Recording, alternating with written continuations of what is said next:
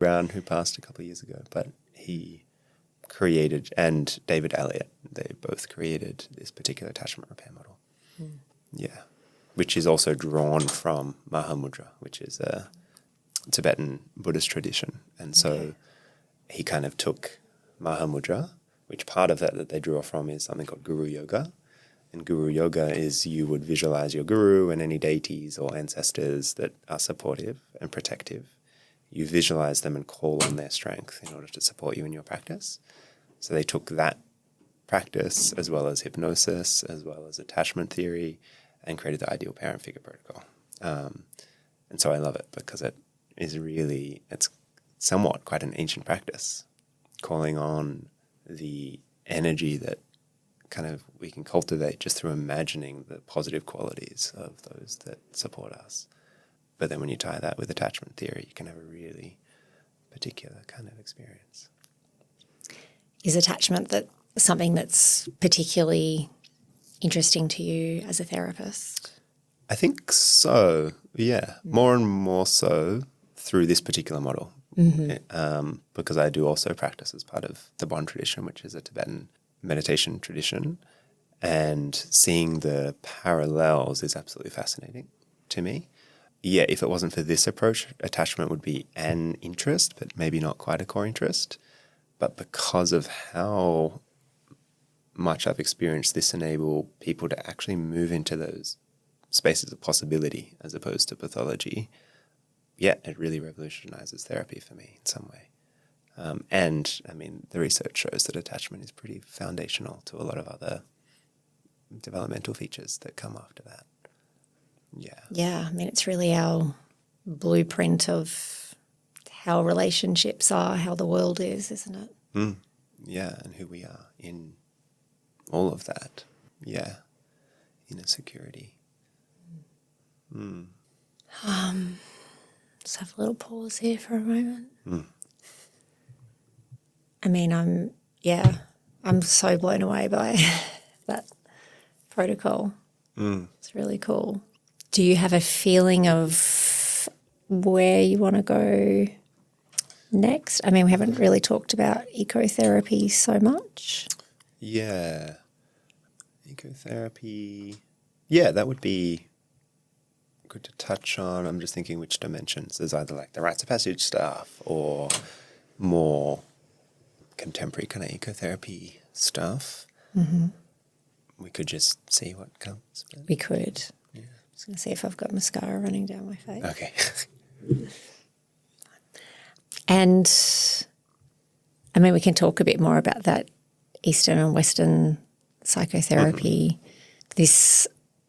I'm curious about this idea of growing up and waking up that I think you mentioned. Yeah. Yeah. It's always, I love talking about that. Okay. So maybe we'll just, talk about those two things and see where it goes. I guess the Eastern thing kind of follows on from what we were already just saying. So yeah. In terms of Eastern philosophy and Western psychotherapy, can you say a bit about this idea of growing up and waking up? Yeah, they're terms coined, or the person that kind of uses the most is Ken Wilber, who would describe himself as an integral theorist, which is he's attempted, and I think done pretty well, to develop a bit of a framework or a bit of a meta model that ties together some of what we've been speaking about personal, social, cultural, and systemic change, and how all of them are necessary. You can't just change a person and have that be sustainable because they exist within a system. They exist within a culture. There are structures that are supporting them and staying exactly where they are and how they are. And it would be just simply overwhelming to maintain a personal change in these structures. So he's come up with this particular theory.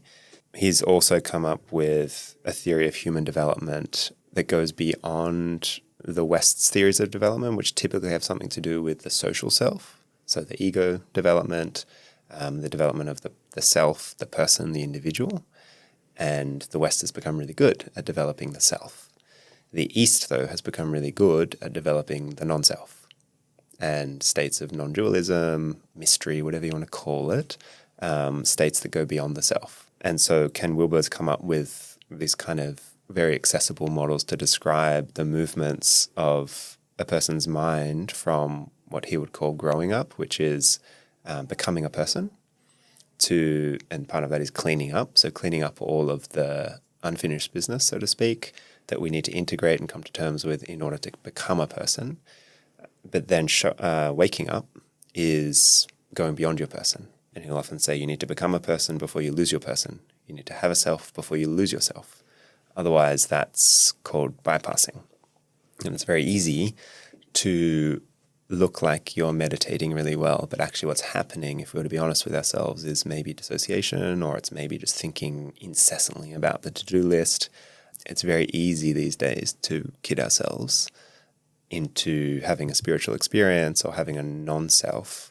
But what's actually happening maybe is we're playing out unfinished business or attachment patterns.